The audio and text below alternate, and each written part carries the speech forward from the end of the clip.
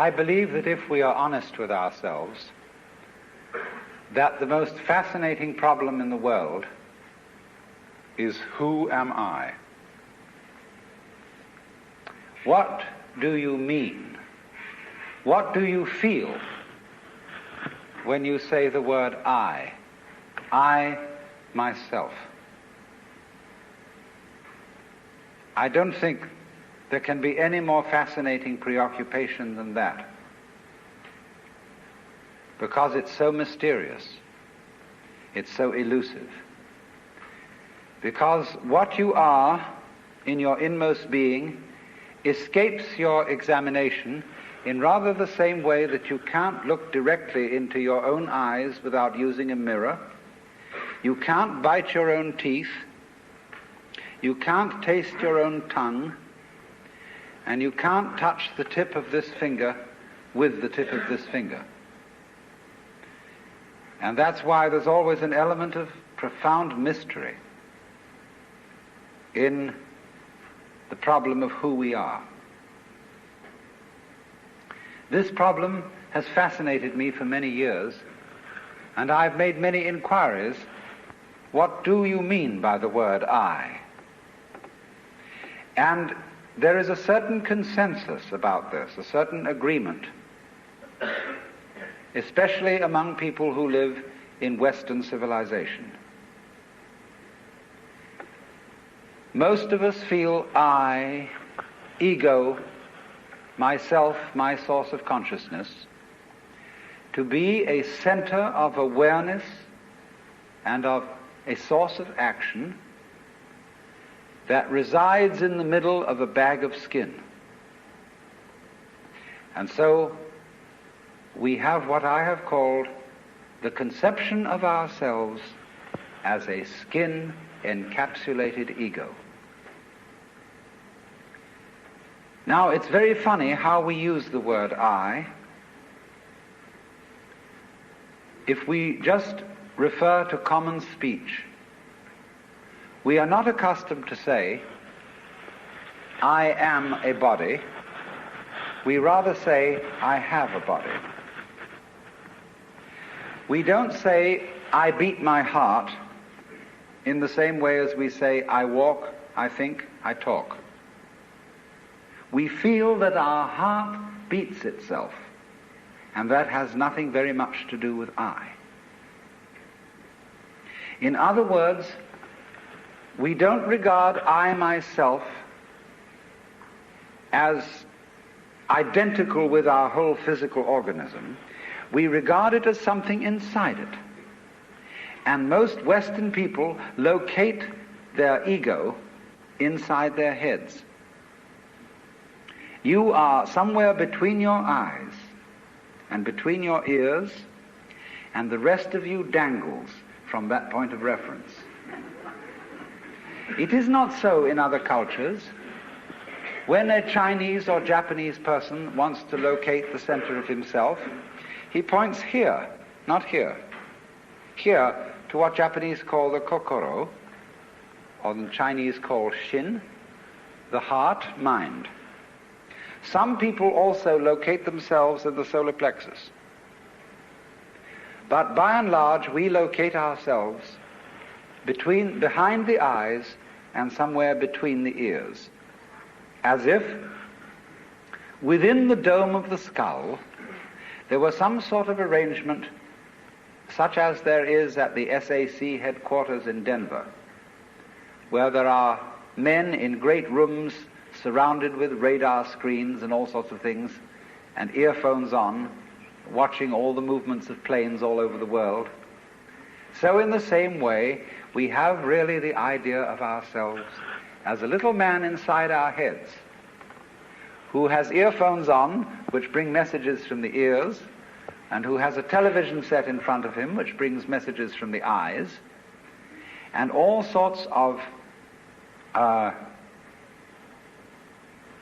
electrode things are all over his body, giving him signals from the hands and so on, and he has a panel in front of him of buttons and dials and things, and so he more or less controls the body. But he isn't the same as the body, because I am in charge of what are called the voluntary actions. and what are called involuntary actions of the body, they happen to me. I am pushed around by them, but to some extent also I can push my body around. This, I have concluded, is the ordinary, average conception of what is oneself. And look at the way children, influenced by our cultural environment, ask questions. Mummy, who would I have been if my father had been someone else?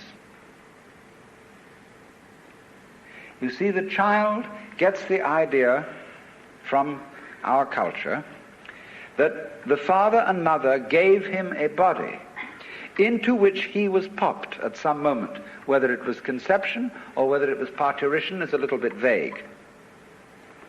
But there is, in our whole way of thinking, the idea that we are a soul, a spiritual essence of some kind, imprisoned inside a body. And that we look out upon a world that is foreign to us.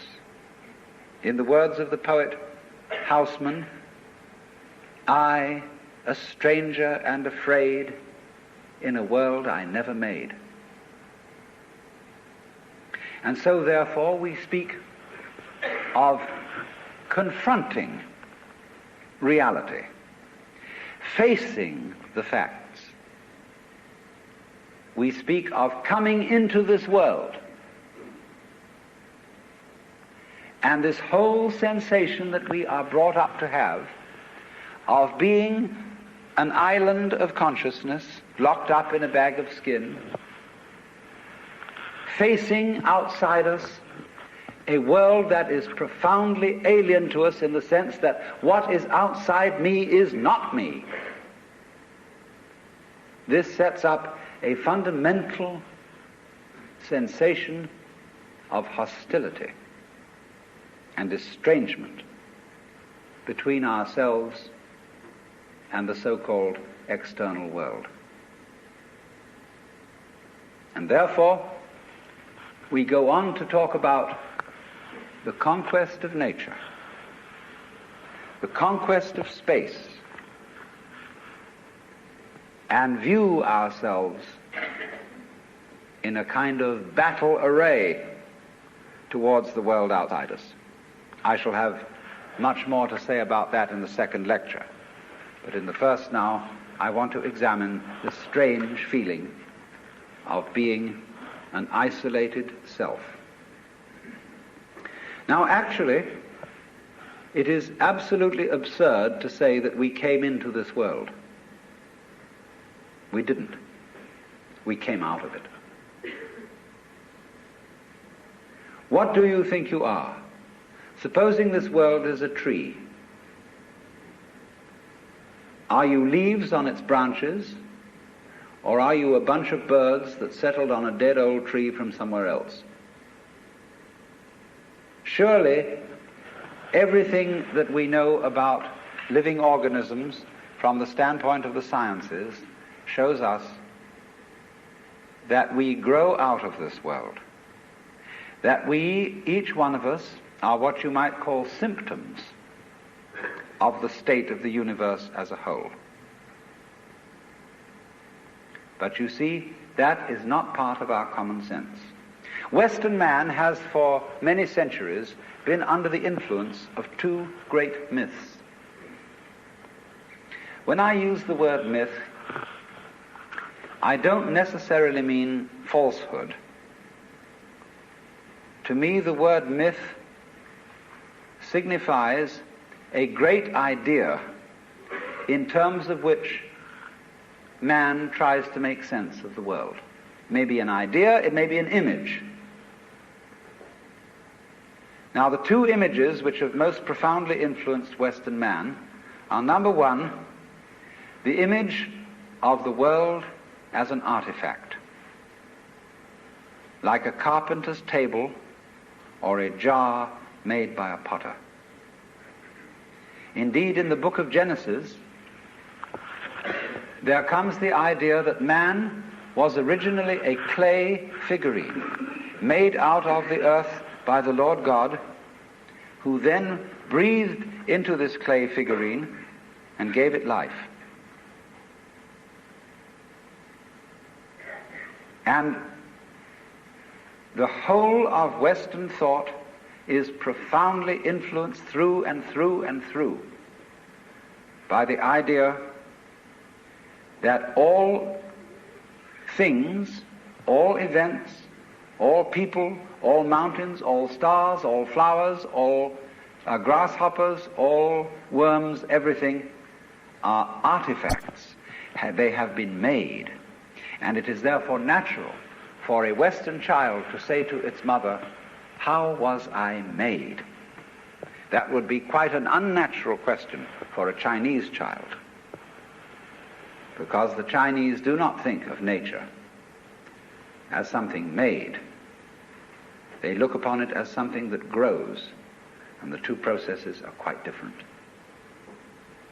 When you make something, you put it together, you assemble parts, or you carve an image out of wood or stone, working from the outside to the inside.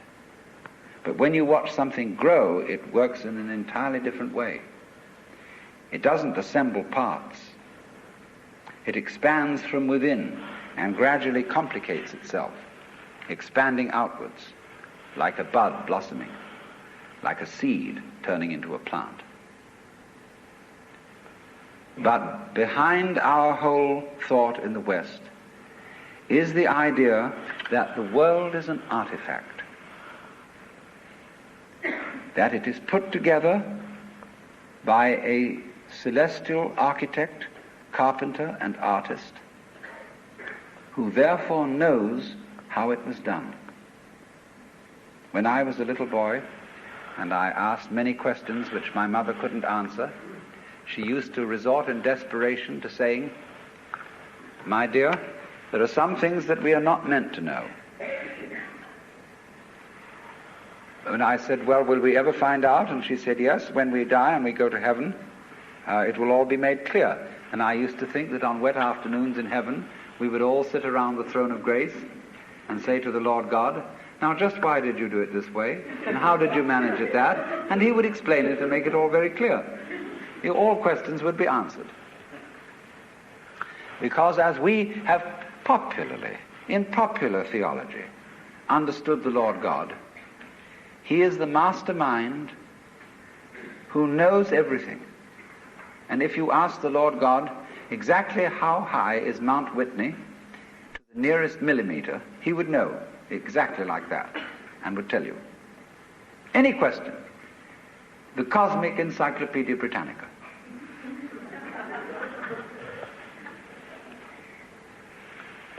Unfortunately, this particular image or myth became too much for Western man, because it was oppressive to feel that you are known through and through and watched all the time by an infinitely just judge. I have a friend, a very enlightened woman. She's a Catholic convert, but a very enlightened Catholic. And in her bathroom, she has on the pipe that connects the tank with the toilet seat a little framed picture of an eye. And underneath in Gothic letters is written, "Thou God seest me." Everywhere is this eye watching, and judging you, so that you always feel you're never really by yourself. But the old gentleman is observing you and writing notes in his black book. And this became too much for the West. It became oppressive. They had to get rid of it. And so instead, we got another myth, the myth of the purely mechanical universe. This was invented at the end of the 18th century. It became increasingly fashionable throughout the course of the 19th century and well into the 20th century, so that it is today's common sense. Very few people today really believe in God in the old sense. They say they do. but they really hope there is a God. They don't really have faith in God. They fervently wish that there was one and feel that they ought to believe that there is. But the idea of the universe being ruled by that marvelous old gentleman is no longer plausible. It isn't that anybody's disproved it, but it just somehow doesn't go with the vast infinitude of galaxies and the immense light-year distances between them and so on. So instead, it has become fashionable, and it is nothing more than a fashion, to believe that the universe is dumb, stupid, that intelligence, values, love, and fine feelings reside only within the bag of the human epidermis, and that outside that, the thing is simply a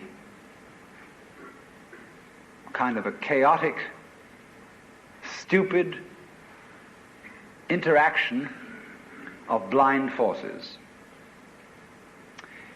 Courtesy of Dr. Freud, for example, biological life is based on something called libido, which was a very, very loaded word. Blind, ruthless, uncomprehending lust. That's the foundation of the human unconscious. And similarly to thinkers like of the 19th century, like Ernst Haeckel, even Darwin, T.H. Huxley, and so on, there was this notion that at the root of being is an energy. And this energy is blind. This energy is just energy. And it's utterly and totally stupid. And our intelligence is an unfortunate accident. By some weird freak of evolution, we came to be these feeling and rational beings, more or less rational.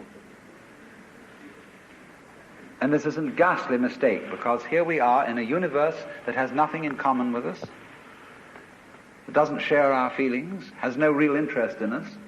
We're just a sort of cosmic fluke. And therefore, the only hope for mankind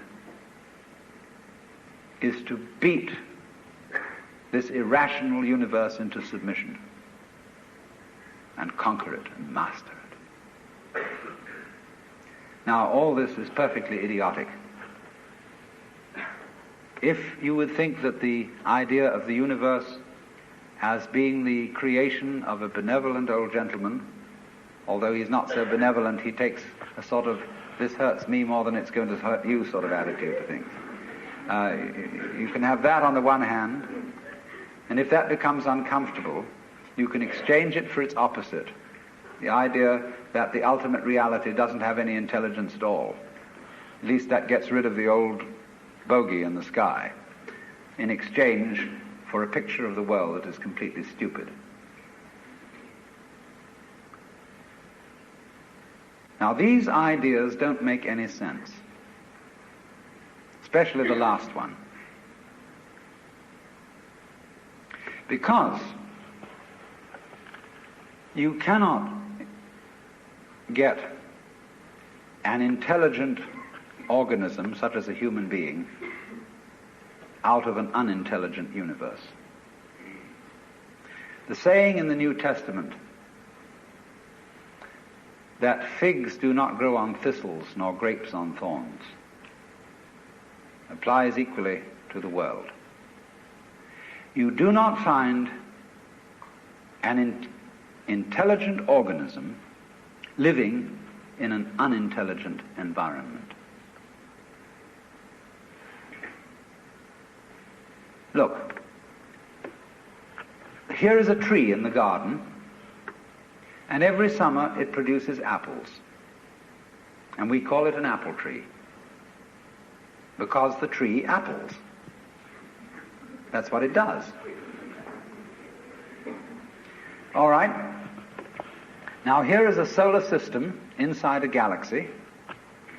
And one of the peculiarities of this solar system is that at least on the planet Earth, the thing peoples. In just the same way that an apple tree apples. Now, maybe 2 million years ago, somebody came from another galaxy in a flying saucer and had a look at this solar system, and they looked it over and shrugged their shoulders and said, just a bunch of rocks. And they went away. Later on, maybe 2 million years later, they came around and they looked at it again. And they said, excuse me, we thought it was a bunch of rocks, but it's peopling. And it's alive. After all, it has done something intelligent. Because you see, we grow out of this world in exactly the same way that the apples grow on the apple tree. If evolution means anything, it means that. But you see, we curiously twist it. We say, well, first of all, in the beginning, there was nothing but gas and rock. And then intelligence happened to arise in it, you know, like a sort of fungus or slime on the top of the whole thing. But we're thinking in a way, you see, that disconnects the intelligence from the rocks. Where there are rocks, watch out. Watch out, because the rocks are going eventually to come alive.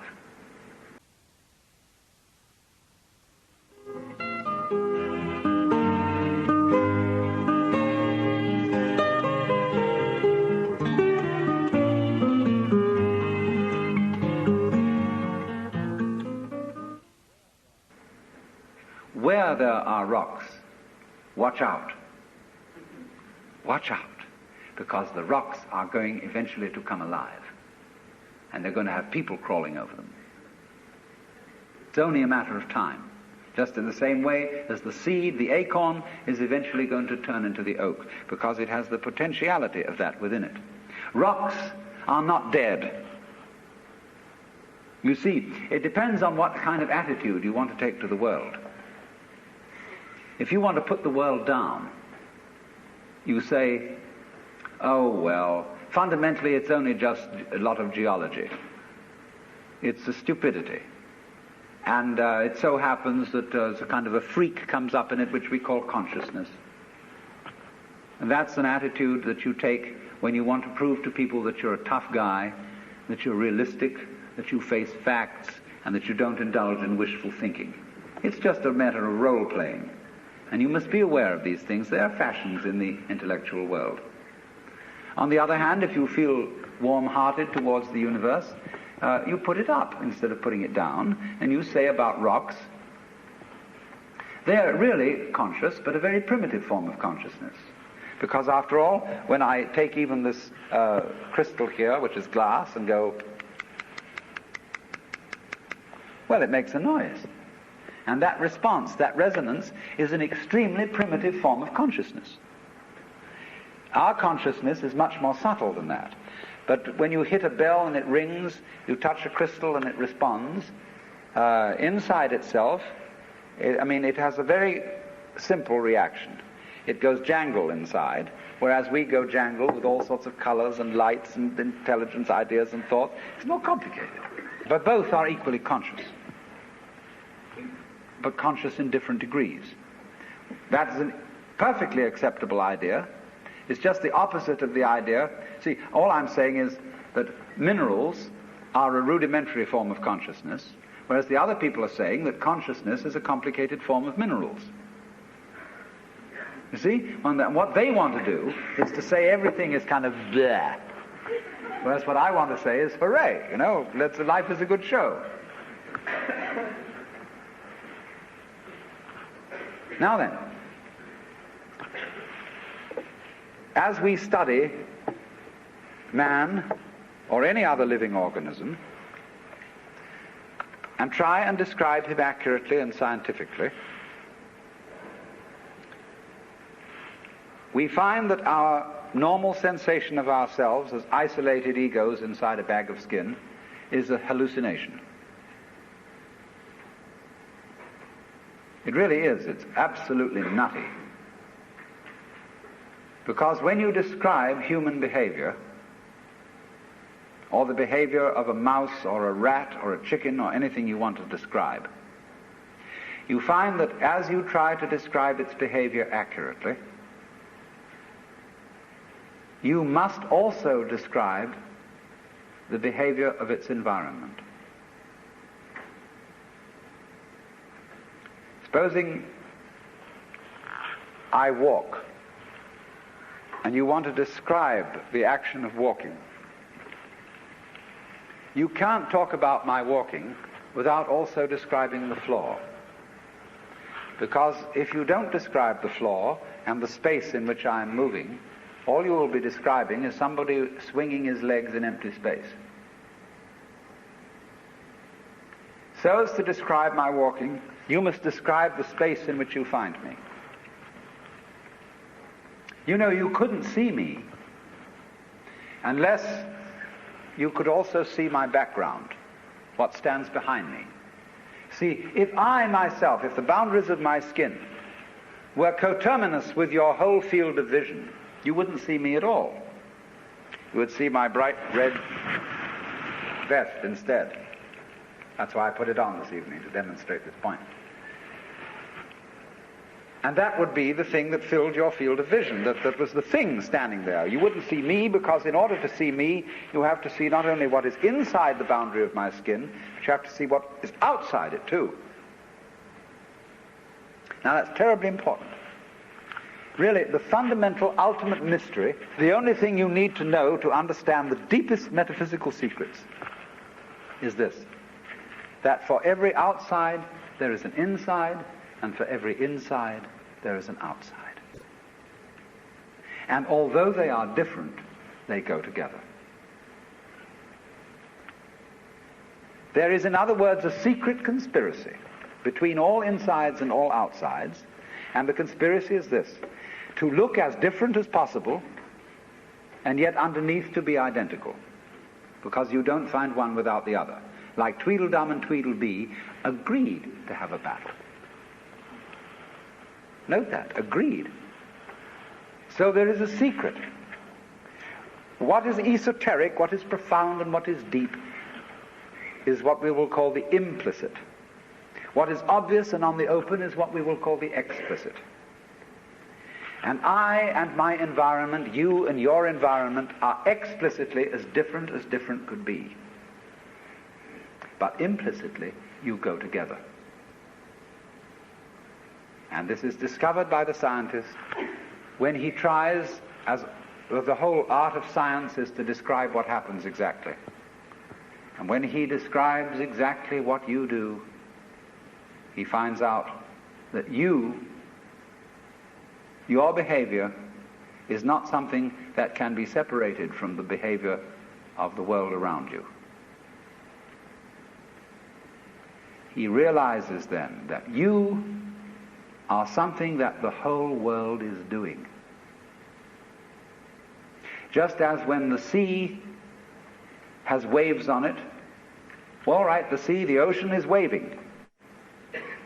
And so each one of us is a waving of the whole cosmos, the entire works, all there is. And with each one of us, it's waving and saying, yoo-hoo, here I am. Only it does it differently each time, because variety is the spice of life.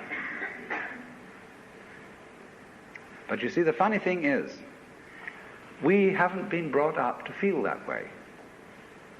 Instead of feeling that we, each one of us, are something that the whole realm of being is doing, we feel that we are something that has come into the whole realm of being as a stranger. When we were born, we don't really know where we came from, because we don't remember. And we think when we die, that's just going to be that. Some people console themselves with the idea that they're going to heaven, or that they're going to be reincarnated, or they're going to Summerland or something, you know. People don't really believe that. But for most people it's plausible. The real thing that haunts them is that when they die, they're going to sleep and never going to wake up. They're going to be locked up in the safe deposit box of darkness forever. But that all depends, you see, upon a false notion of what is oneself. Now, the reason why we have this false notion of ourselves is, as far as I can understand it, that we have specialized in one particular kind of consciousness. Being very general and rough, we have two kinds of consciousness. One I will call the spotlight, and the other the floodlight. The spotlight is what we call conscious attention. And that is trained into us from childhood as the most valuable form of consciousness. When the teacher in class says, "Pay attention," everybody stares and looks fast at the teacher like that. That's spotlight consciousness. Fixing your mind on one thing at a time. Concentrate. And even though you may not be able to have a very long attention span, nevertheless you concentrate. You use your spotlight, one thing after another, one thing after another, flip, flip, flip, flip, flip, flip, flip, flip, like that. But we also have another kind of consciousness, which I'll call the floodlight. For example, you can drive your car for several miles with a friend sitting next to you, and your spotlight consciousness will be completely absorbed in talking to your friend. Nevertheless, your floodlight consciousness will manage the driving of the car, will notice all the stoplights, the other idiots on the road, and so on, and you'll get there safely, without even thinking about it. But our culture has taught us to specialize in spotlight consciousness and to identify ourselves with that form of consciousness alone. I am my spotlight consciousness. My conscious attention, that is my ego, that is me. And very largely we ignore the floodlight. Now, the floodlight consciousness is working all the time. Every nerve end that we have is its instrument. You know, you can go out to luncheon or something and you sit next to Mrs. So-and-so, and you go home and your wife says to you, "Was Mrs. So-and-so there?" "Yes, I sat next to her." "Well, what was she wearing?" "Well, I haven't the faintest idea." You saw, but you didn't notice.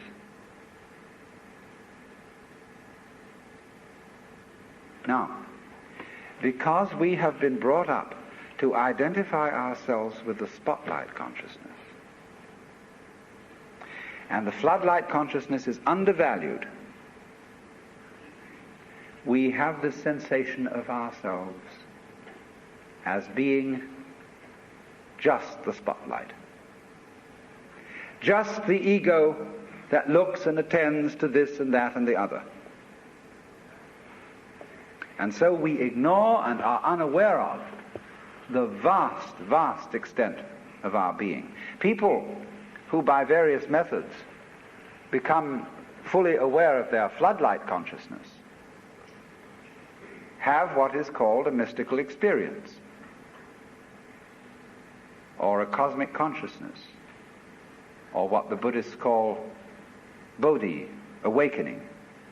The Hindus call moksha, liberation, because they discover that the real deep, deep self, that which you really are, fundamentally and forever, is the whole of being. All that there is, the works, that's you. Only that universal self that is you has the capacity to focus itself at ever so many different here and nows. So when you use the word I, this, as William James said, is really a word of position, like this or here. Just as a sun or star has many rays, so the whole cosmos expresses itself in you, in you, in you, in you, in you, with all the different variations. It plays games. It plays the John Doe game, the Mary Smith game. It plays the beetle game, the butterfly game, the bird game, the pigeon game, the fish game, the star game. Just like these are games that differ from each other, just like backgammon, whist, bridge, poker, pinochle, or like waltz, mazurka, minuet, and so on. It dances with infinite variety. But every single dance that it does, that is to say, you is what the whole thing is doing. But you see, we forget it. We don't know. We've been brought up in a special way so that we are unaware of the connection, unaware that each one of us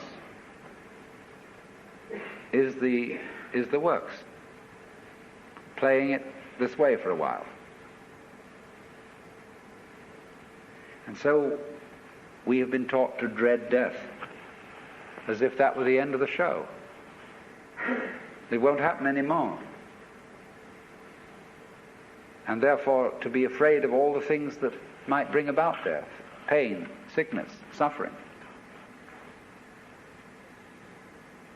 And if you don't know, you see, if you're not really vividly aware of the fact that you are basically the works, you have no real joy in life. You're just a bundle of anxiety mixed up with guilt. Because you see, when we bring children into the world, we play awful games with them. Instead of saying, "How do you do? Welcome to the human race. Now, my dear, we are playing some very complicated games. And these are the rules of the game we're playing. I want you to understand them, and then you learn them, and then when you get a little bit older, you may be able to think up some better rules." Instead of being quite direct with our children, instead we say, "You're here on probation, you understand that? And maybe when you grow up a bit, you'll be acceptable. But until then, you should be seen and not heard. You're a mess. And you've got to be educated and schooled and whipped until you're human." So that these attitudes which are inculcated into us in infancy go on into old age.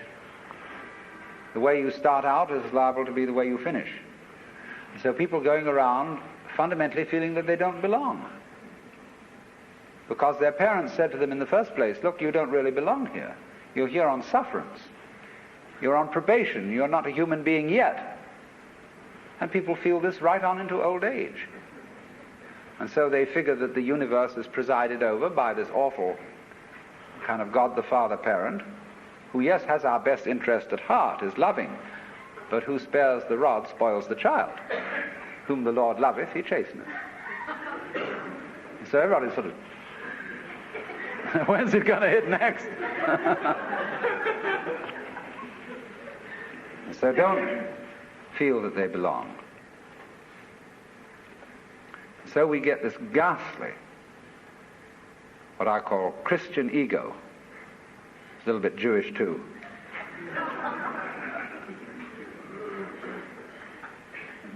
Who really feels that he's homeless, he's an orphan. Even the Christians say we are sons of God by adoption and grace. Not real sons, but by adoption and grace and sufferance. And so comes this sensation, you see, so characteristic of Western man and indeed of all highly civilized people, of being a stranger in the earth, a momentary flash of consciousness between two eternal blacknesses. And therefore in constant contentiousness with everything around you, not only with other people, but with the earth, with the waters, and the symbol of it all in our culture is the bulldozer.